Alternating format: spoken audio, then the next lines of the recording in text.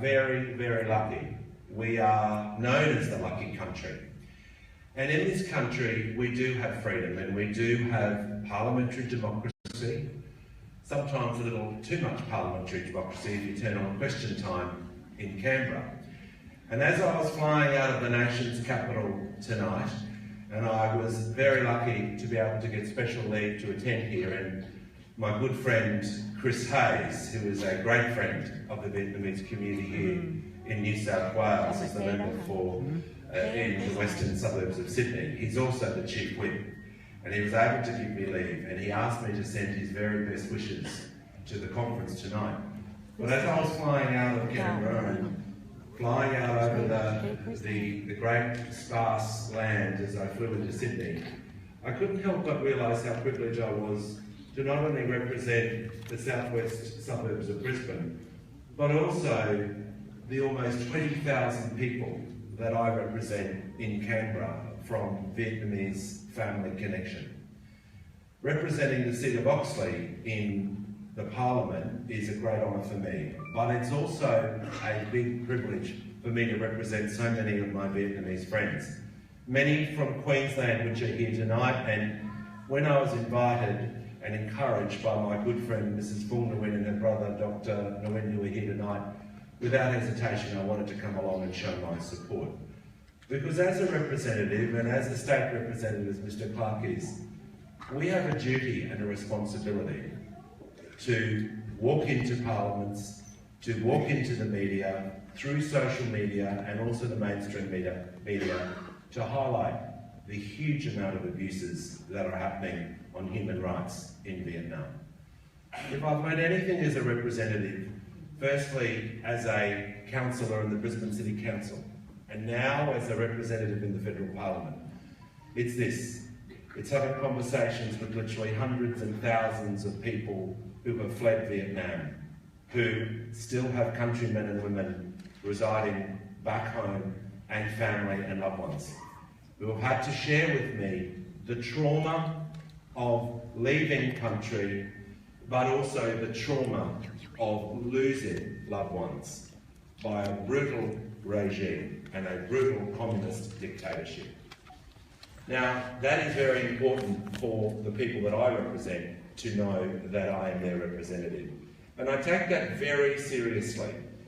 And when I was elected just over 12 months ago, I was very proud to wear my freedom tie when I gave my inaugural speech. I was very proud to give my declaration of oath and swear my allegiance on a Vietnamese Christian Bible. And just last week, I had the honour of being presented with a flag to fly in my Parliament House office. And as I said to the hundreds of my supporters who met with me last week when they were presenting me with that flag, if someone arrives in my office and sees that flag and does not want to meet with me, I don't want to meet with them. Because far too often in politics, we take the easy road out. That's why as a representative, I always stand up for my friends in the Vietnamese community, not just here in Australia, but in Vietnam. I have written to the Foreign Minister, Julie Bishop, asking this government, the Commonwealth government, to step up its campaign, to lend its voice to the abuses of human rights in Vietnam. Because it affects not just one country, but the whole world. And I would like to say to the organisers of this conference, and thank you for organising this, not only are we welcoming people from around Australia, around the globe, to focus on critical issues, we are also sending a powerful voice to those in Vietnam that they are not forgotten, that they are acknowledged, that they are remembered. The important work that will happen this weekend cannot be underestimated. Whilst we will all be here working hard, listening to our speakers with great respect and great interest, please know that our friends in Vietnam will not be forgotten. Next week, when the Federal Parliament meets, I will be giving a speech about this conference. I will be putting it on social media to remind everyone across the world that Australia is watching what happens in Vietnam.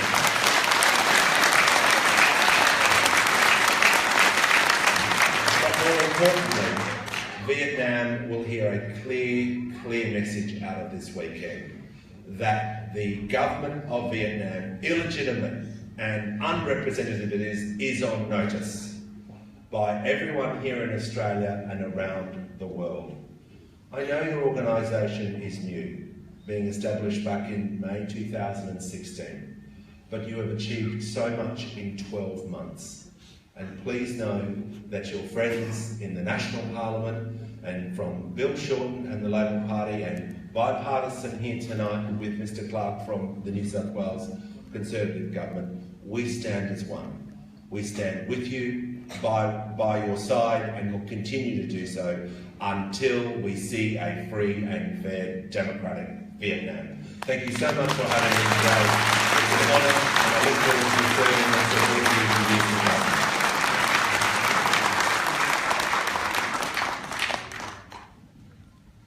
Thank you for your moving and supportive words, Milton. And as you mentioned, Chris Hayes is also a federal member of Parliament from the Labor Party, and he is the representative for Awiwa. Please turn your attention to the screen for his presentation. Vâng, kính thưa quý vị, vừa rồi hai phần phát biểu của ông David Clark và ông Milton Dick, tất cả đều nói lên một ý nghĩa, đó là Việt Nam của chúng ta hiện nay tự do, dân chủ, nhân quyền. Việt Nam đang bị gông xiềng, dã man. Chính vì thế, với tiếng kêu gọi của tất cả các bạn trẻ khắp nơi trên thế giới cùng cất lên tiếng nói cho nhân quyền Việt Nam, và người đã từng đấu tranh cho tự do, dân chủ, nhân quyền Việt Nam, thưa quý vị, một vị ân nhân của người Việt chúng ta, đó là ông Chris Hayes, dân biểu liên bang vùng Fowler, New South Wales. Hôm nay ông không đến dự được, nhưng ông có gửi một cái clip đến đây để chúng ta cùng chia sẻ tâm tư, nguyện vọng của ông hướng về Đại hội Giới Trẻ Thế Giới Việt Nam Con Đường Nhân Bản. Và bây giờ xin mời quý vị cùng xem đoạn phim sau đây của ông Chris Hayes.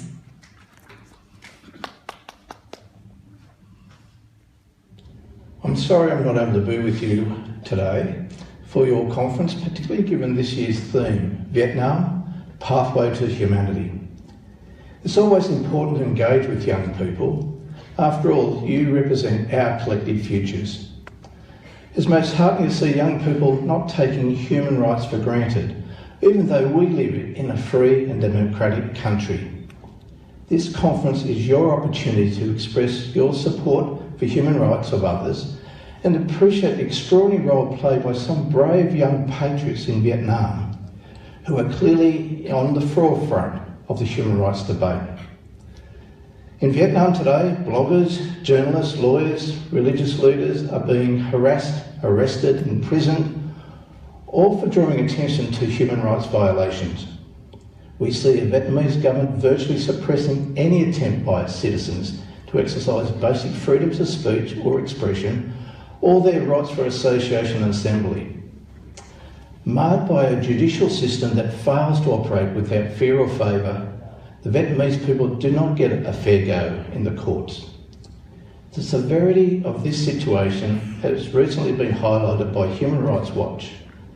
Their report reveals an alarming 36 incidents in which men dressed in civilian clothes targeted and assaulted human rights activists and bloggers. In many of these cases resulted in serious injury. What is most concerning is that many of these attacks occurred in the front of uniformed police officers who failed to intervene. Now this raises serious questions about the relationship between the Vietnamese authorities and those assailants in these cases, which appear to range from passive tolerance to active collaboration. These attacks highlight a disturbing trend of physical violence against activists by thugs who appear to act at the discretion of, or at least with the acquiescence of, Vietnamese officials. This trend signals a move away from the government's reliance on police and judicial repression to effectively a new form of extrajudicial repression to enforce their tight control over its citizens. It's bad enough for activists in Vietnam to have to risk prison for speaking out, but now they have to risk their own physical safety simply for exercising their basic human rights. Remember the Formosa Steel environmental disaster, which occurred in April 12 months ago, and saw dead fish being washed up on the shores of central Vietnam and devastating local fishing communities. It was not just the environmental impacts that grabbed the headlines, but also the victimisation of activists campaigning about the environmental impacts of toxic waste dumping and the need for just compensation for those communities reliant on the fishing industry. Two Catholic priests, Father Deng Hu Nam and Father Nguyen Dinh Duc, have been subjected to harassment, intimidation by officials because of their involvement in the campaign for justice for those who rely on the fishing industry. And just recently, Ms. Nguyen Ngoc Nhu Quinn, a prominent blogger who writes in the name of Mother Mushroom, who regularly wrote about human rights violations in Vietnam and commented extensively about the chemical spill caused by the Formosa Ha Tin steel plant, has been sentenced to 10 years jail for her activism in drawing attention to this environmental scandal. Remember Nguyen Van Dai, a prominent human rights lawyer who was arrested in December 2015 while on his way to meet representatives of the European Union. Dai has been held ever since in incommunicado. Neither his wife nor his lawyers have been granted access to him, and to date he still has not received a trial date. Can Titel, a former prisoner of conscience and a vocal advocate for land rights, who was arrested in June last year for disturbing public order. She was previously detained for 15 months in 2014 for her advocacy against unjust land acquisitions. Now she's been sentenced to a further 20 months for her advocacy about the Formosa environmental disaster, as well as speaking out about the treatment of Nguyen Van Dai. I mention these incidents because they are occurring now as we speak. These are, and be assured there are many more. These are people who, after all, are only seeking justice.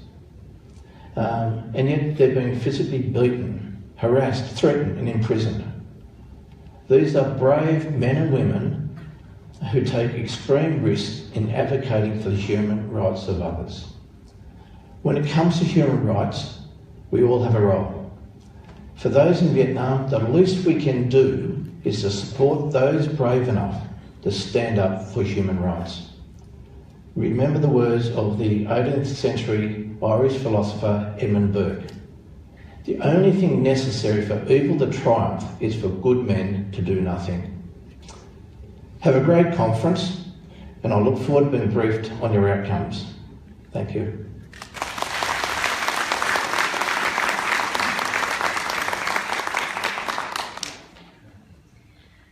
Mr. Jens Genitzer, President of the Germany Association of Justice, have a few words for us this evening via a short video that he sent through to the International Youth Movement for Human Rights. Kính thưa quý vị, xin mời quý vị hướng về màn ảnh để xem một đoạn chia sẻ ngắn của ông Jens Genitzer, Chủ tịch Liên hội Chánh án của Đức. Xin mời quý vị hướng về màn ảnh.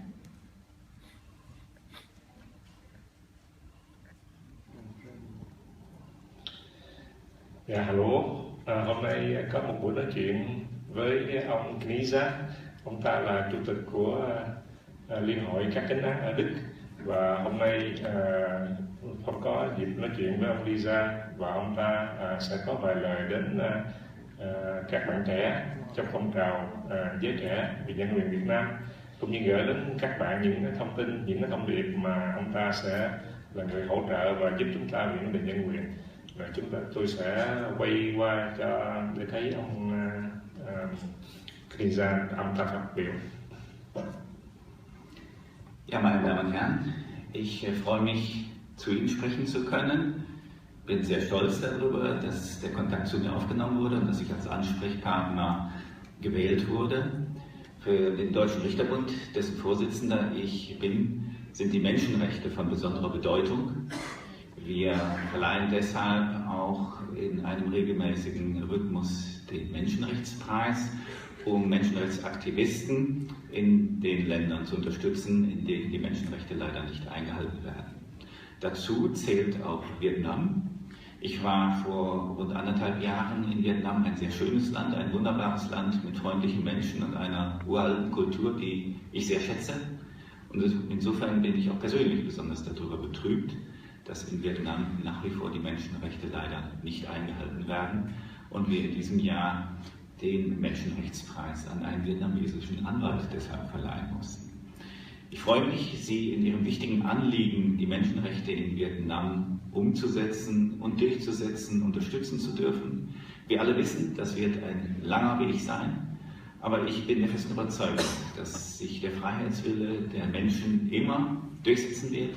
Kein Volk, kein Mensch wird sich auf Dauer mit Unfreiheit zufrieden geben und insofern ist das eigentlich eine frohe Botschaft. Sie werden gewinnen, da bin ich sicher und ich wünsche Ihnen dabei viel Glück und einen langen Atem und wir werden Sie dabei unterstützen. Vielen Dank.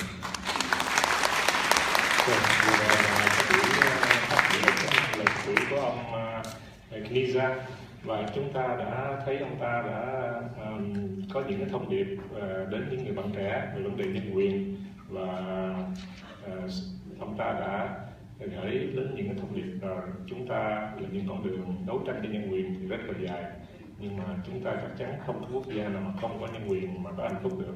Do vậy con đường nó sẽ dài nhưng mà chúng ta nhất định sẽ thắng. Như vậy thì im Namen der Vietnamesen in Ausland, ich bedanke mich bei Ihnen, Herr Knisa, und ich hoffe, dass Sie in Zukunft uns auch dabei unterstützen werden. Vielen Dank.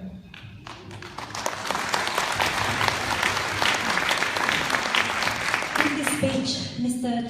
Janinsa indicated that the organisation supported human rights activism and has awarded activists from countries all around the world that have clear human rights violation records.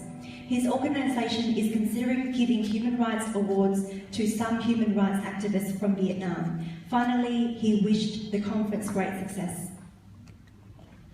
Kính thưa quý vị, kính thưa các bạn trẻ, quê hương đất nước của Việt Nam của chúng ta với hơn 4.000 năm văn hiến chưa bao giờ khuất phục ngoại xâm.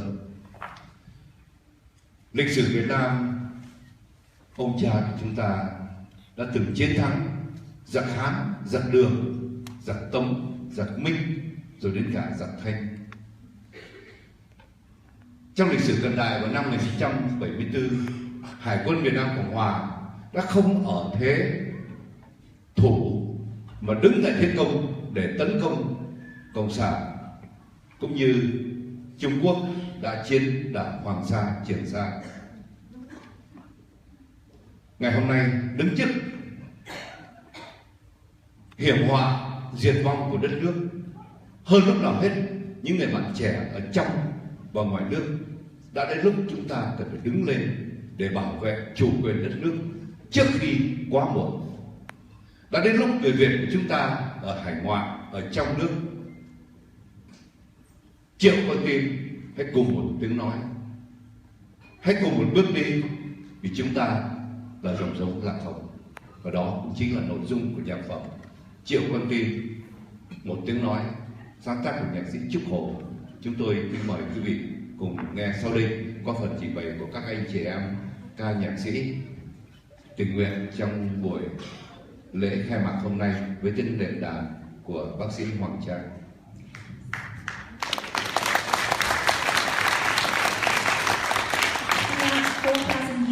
We have never succumbed to any foreign forces. Our ancestors defeated the Hang, the Tang, the Song, and the Qing to protect our country. More recently, in 1974, the Republic of Vietnam Navy fought against the Chinese invaders in the Paracel Islands. All these victories were the result of the solidarity among our people. Today, the threat of annihilation of our country is never real. It's time for us to all join forces to defend our homeland before it becomes too late. Don't be despondent, don't be indifferent, because we are all Vietnamese. Triệu Con Tim, a song written by musician Trúc Hồ, will be performed by all our singers, and we would like to invite everyone here who knows this song to sing along with us.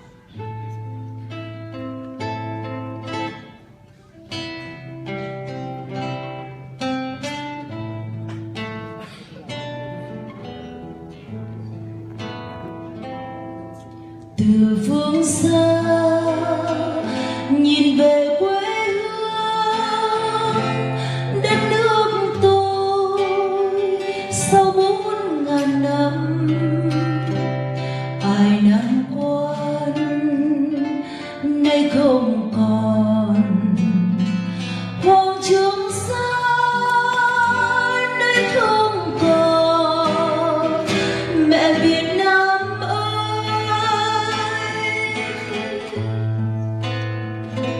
ngày hôm nay nhìn về quê hương, đất nước tôi sao lắm nhiều nhường, người yêu nước trong chốn lao tù, mẹ thương con thiếu cháy thân mình, mẹ Việt Nam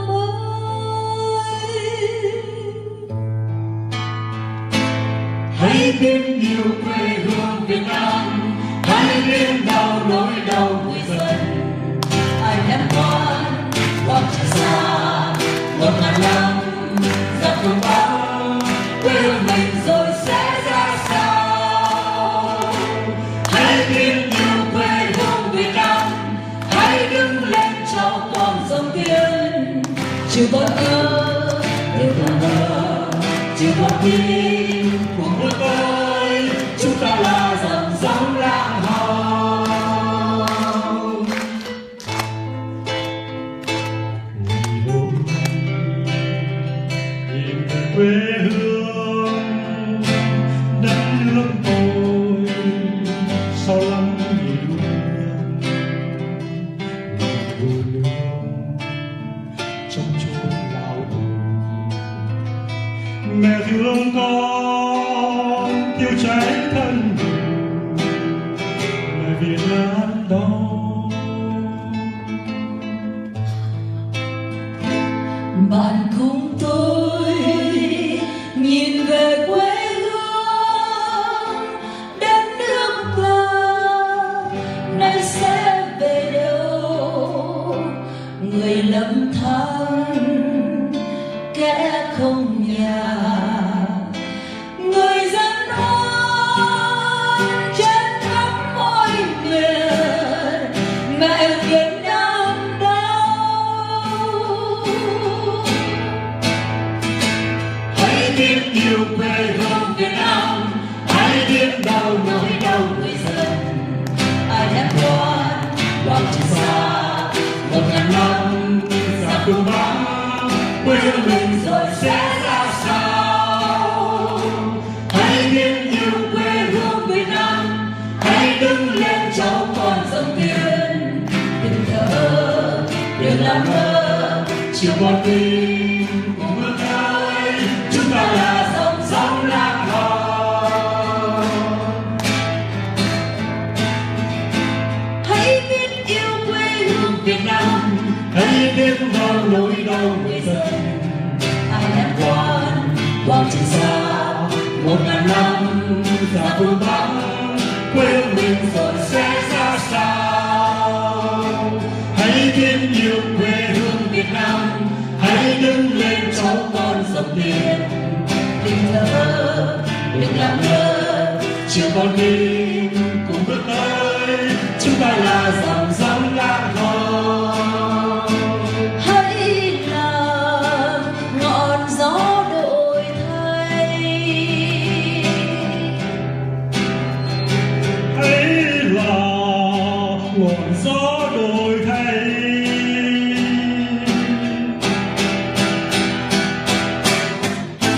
hãy quê hương Việt Nam, hãy biết đau nỗi đau